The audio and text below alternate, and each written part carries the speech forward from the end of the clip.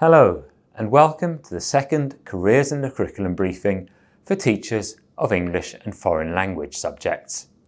In our first broadcast, we outlined several post-16 options for students interested in using language skills in the workplace. If you want to catch up with this broadcast or just need a refresher, you'll find a link in the description. First, let's see what's coming up in this edition.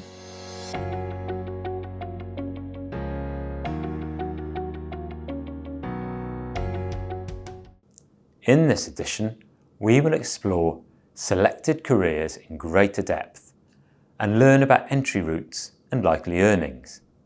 We'll also hear how some young people are progressing with their post-16 routes in your subject area.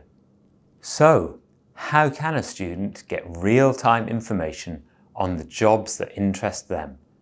How do they know where these jobs are and what they might pay?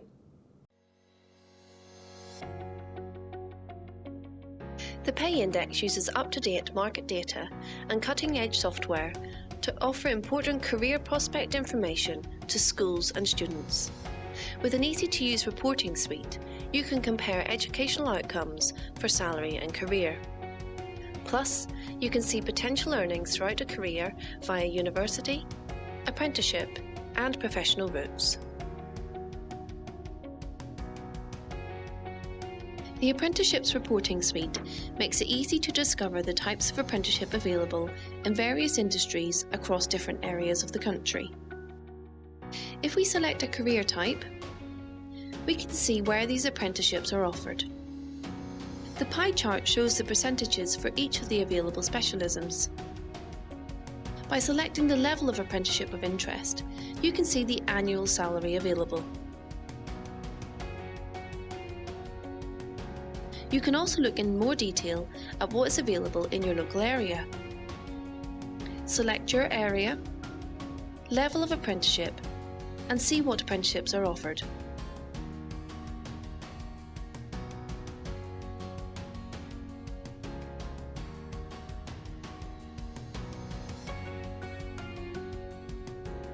Information is also available based on current qualifications, as well as clear information about salary.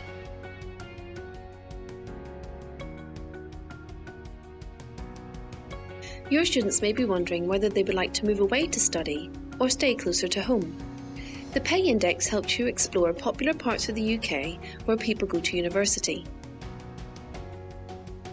Now select a subject of interest. The graph changes. The taller the line, the more people headed to that region to study this subject. Here the map shows where students headed for jobs after they graduated. The darker areas on the map have the most people.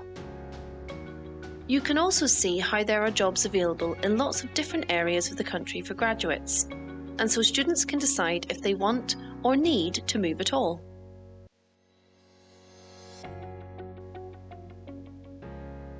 This section allows you to choose a subject and see the likelihood of gaining a graduate job after university, and how much the starting salary might be.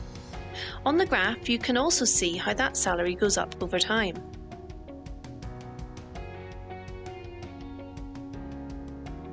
This page gives a more detailed look at earnings after graduation. This is valuable information for anyone who is unsure about being able to afford to go to university based on the current student finance system. This view also shows you what your student loan repayments would be based on the rules that were in place in 2021. This page shows the different costs of living across the UK, helping young people understand how much they would need to earn to maintain the same standard of living.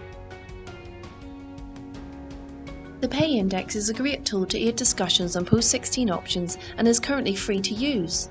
Ask your careers lead for details on how to access the site today. Of course, data isn't the only way to explore next steps. It's really helpful to hear a real-life experience from those people who have taken those next steps. So we'll do that now. Hi, my name is Katie. I'm 17 and I'm currently studying A-level French. Having already studied French at GCSE, I really enjoyed learning the language, and I thought the idea of being able to travel to a French-speaking country and speak the language really exciting. Also, I thought the ability to be able to speak another language would be really beneficial in whichever career I chose to pursue. I definitely say that the course has exceeded my expectations, and it's a big step up from GCSE, but in a good way. I love how the course offers an insight into French culture as we study a French book, a French film, and we also learn a lot about French heritage, cinema and music. In the second year, we have started to look more into political and social issues in France, such as the right to vote, immigration and the criminal system, all of which I find really interesting. I also think there is much more of an opportunity to develop your French speaking skills, as at GCSE I didn't have much practice of this, but I'd say this year my confidence in speaking French has definitely improved. As I have been enjoying French so much, I've decided that it's definitely something I'd like to pursue at university. I've done a lot of research into which course would be right for me, and as I also enjoy learning about business, I've decided to choose a degree in international business with French. I'm excited to see where this degree will take me, as the combination of business and French has a lot of career opportunities such as marketing, management, international relations and finance on a global scale. Thank you for watching. If you have any suggestions for future broadcasts, please do leave a comment. And don't forget to subscribe to our channel for future updates.